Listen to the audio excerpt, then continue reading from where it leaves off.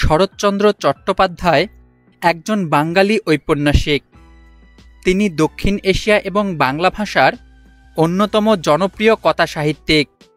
তার অনেক উপন্যাস ভারতবর্ষের প্রধান ভাষাগুলোতে অনূদিত হয়েছে।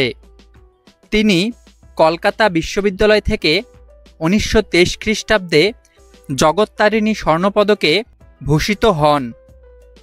1936 সালে তিনি ঢাকা বিশ্ববিদ্যালয় থেকে ডিলিট উপাধি লাভ করেন। বাংলা সাহিত্যের ইতিহাসে অপ্রতিদ্বন্দ্বী জনপ্রিয়তার জন্য তিনি অপরাজেয় কথাশিল্পী নামে খ্যাতি লাভ করেছেন। এই এপিসোডে শরৎচন্দ্র চট্টোপাধ্যায়ের সাহিত্য ও ব্যক্তিজীবন নিয়ে সংক্ষেপে আলোচনা করা হবে। শরৎচন্দ্র চট্টোপাধ্যায় 31শে ভাদ্র 1283 বঙ্গাব্দ মোতাবেক 1876 খ্রিস্টাব্দের 15ই সেপ্টেম্বর ব্রিটিশ ভারতের হুগলি জেলার দেবানন্দপুর গ্রামে এক দরিদ্র ব্রাহ্মণ পরিবারে জন্মগ্রহণ করেন। তার পিতার নাম মতিলাল চট্টোপাধ্যায় ও মাতার নাম ভুবনমোহিনী দেবী। 5 ভাই বোনের মধ্যে শরৎচন্দ্র ছিলেন দ্বিতীয়।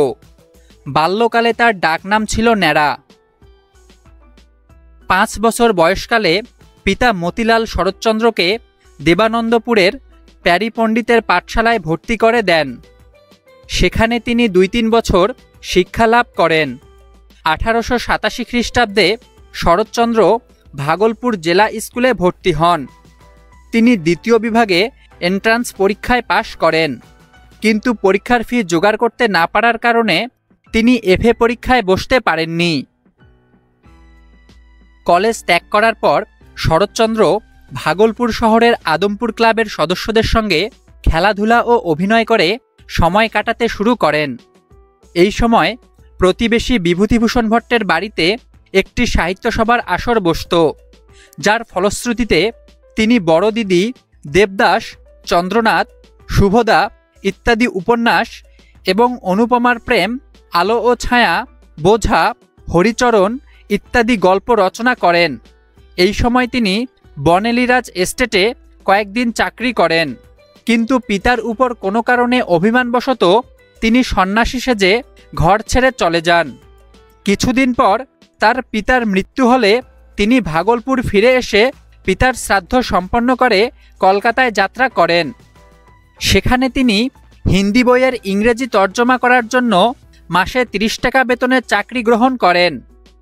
এই সময় তিনি মন্দির নামে একটি গল্প লিখে কুন্তলিন প্রতিযোগিতায় পাঠালে তা বিজয়ী ঘোষিত হয়। শরৎচন্দ্র 1903 খ্রিস্টাব্দে রেঙ্গুনে চলে যান এবং বার্মা রেলওয়ের অডিট অফিসে একটি অস্থায়ী চাকরি গ্রহণ করেন। 2 বছর পর তার এই চাকরি চলে গেলে 1906 খ্রিস্টাব্দে পাবলিক ওয়ার্কস অ্যাকাউন্ট্যান্টস অফিসে চাকরি পান এবং পরবর্তী 10 বছর এই চাকরি করেন। 1916 খ্রিস্টাব্দে ছুটি নিয়ে কর্তৃপক্ষের সঙ্গে মনোমালিন্যের কারণে শরৎচন্দ্র চাকরিতে ইস্তফা দিয়ে বাংলায় ফিরে আসেন। মধ্যবয়সে তিনি হাওড়া জেলার পানিতাস গ্রামের মাটির বাড়িতে বাস করতেন। পরবর্তীতে কিছুদিন শিবপুরেও বসবাস করেছেন। শরৎচন্দ্র 31টি উপন্যাস, 3টি নাটক এবং অসংখ্য গল্প ও প্রবন্ধ রচনা করেছেন। বড় দিদি, পরিণীতা, পল্লী সমাজ, দেবদাস, চরিত্রহীন, শ্রীকান্ত, দত্তা, গৃহদা, পথের দাবি, শেষ প্রশ্ন ইত্যাদি শরৎচন্দ্র রচিত বিখ্যাত উপন্যাস। তার সাহিত্যকর্মকে ঘিরে ভারতীয় উপমহাদেশে এ পর্যন্ত প্রায় 50টি চলচ্চিত্র বিভিন্ন ভাষায় তৈরি হয়েছে।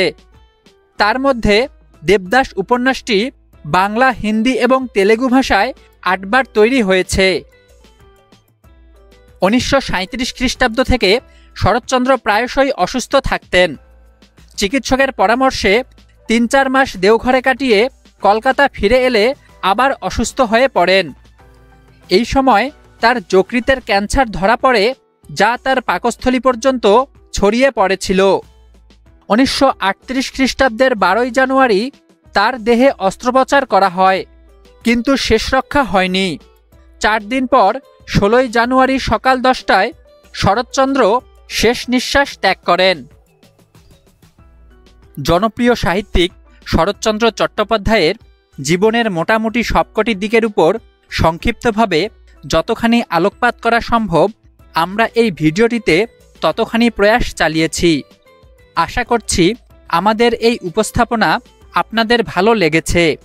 ভিডিওটি সম্পর্কে আপনাদের মতামত কমেন্টের মাধ্যমে আমাদেরকে জানাতে পারেন। আপনাদের মতামত আমাদের কাছে খুবই গুরুত্বপূর্ণ। আমরা চেষ্টা করব আপনাদের মতামত অনুযায়ী আমাদের কন্টেন্টগুলোকে আরও উন্নত করে তোলার। তাছাড়া আর কোন কোন মহান ব্যক্তির কর্ম ও জীবনী সম্পর্কে জানতে চান সে বিষয়েও আমাদেরকে অবগত করুন। আমরা অতি সত্বর সেই ভিডিওটি আপনাদের কাছে পৌঁছে দেওয়ার চেষ্টা করব। সবশেষে অনুরোধ, চ্যানেলটি এখনও সাবস্ক্রাইব করে না থাকলে সাবস্ক্রাইব করে আমাদের সঙ্গেই থাকবেন। ধন্যবাদ।